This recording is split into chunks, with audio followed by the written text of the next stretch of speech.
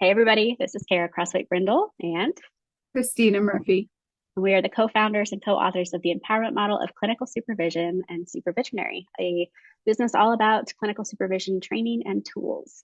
We are on for another role play video, which I always have fun with, Yes. because we had some questions come up that we thought would be worth demonstrating. So this first role play is going to be, I'm going to be the supervisee, Christina is the supervisor, and we are going to demonstrate what it looks like to gently push a supervisee who has some limited self-awareness around client closure. Sound hmm good, Christina? Sounds great. Let's do it. All right, here we go. All right, so I'm in supervision. So Christina, I need some more client cases. I'm closing out half my caseload. They're all done. Okay. Kara, that concerns me a little bit. Why don't you kind of tell me about the recent closures and what led you to believe to close these recent cases? So yeah, I mean, I guess I'm a little worried by the word concern because they've met their goals. We've done a lot of psychoeducation. Like I feel like they're done, and it's been 6 months. I feel like that's the right time to close from therapy, right? Well, it kind of depends because each person is unique. And I know that when I meet you for supervision each time, we go over each client's needs. And if I remember correctly, some of those clients were just in the middle of processing some pretty specific traumas. And I find it hard to believe that they were already ready to close out because I feel like they were in the middle of processing and not at the closure phase because you have beginning, middles, and ends. And so I'm a little bit, I don't know how they went through all of that in such a short amount of time. So you said Yeah. something about, sorry, excuse me. You said something about that you did psychoeducation. Mhm. So tell me a little bit about that. What does that look like in terms of trauma therapy? Because I know that's a piece of it, but not all of it. Yeah, I mean, I think I talked to all of them about like the fight or flight response and how to regulate their nervous system. And so a lot of clients were responding well to some of those coping skills that we practiced in session. And others were saying things like, oh, I don't want to touch on that deeper trauma right now. Like the timing was off because the holidays are coming up, or just had their own reasons. So I think that was part of it. Plus, I guess I was really just thinking about insurance and the fact that insurance says like don't have clients forever. So I thought they might be ready to be done. Right, right.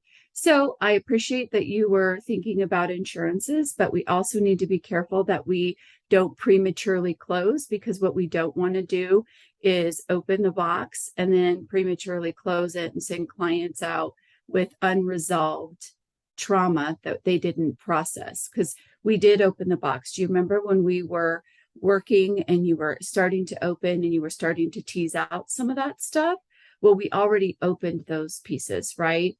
And then it sounded like you were already getting into some of that. So that was really good.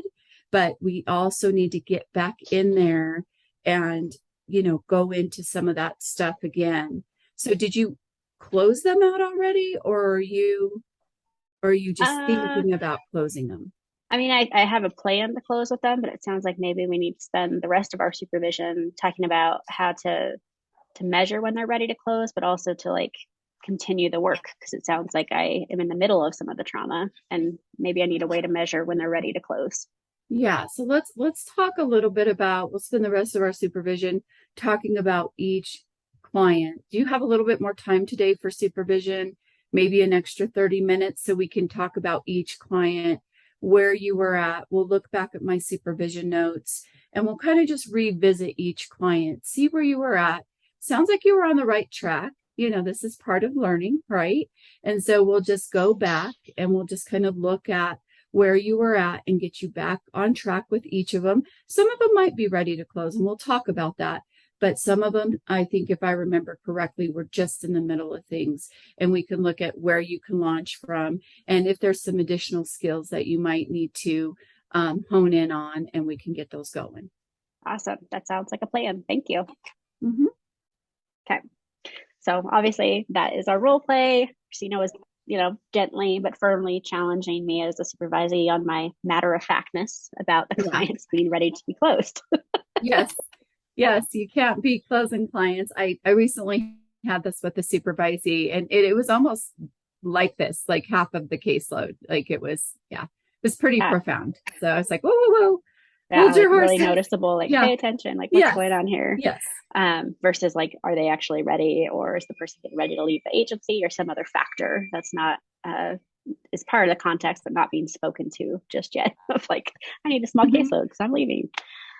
Yes. Perfect. Well, I think our next video, I'm going to pause this recording, but I think our next video will be actually how to measure when a client is ready to close, because I think that's a conversation for everyone. Sounds great. All right, we'll see you all in the next video. Bye.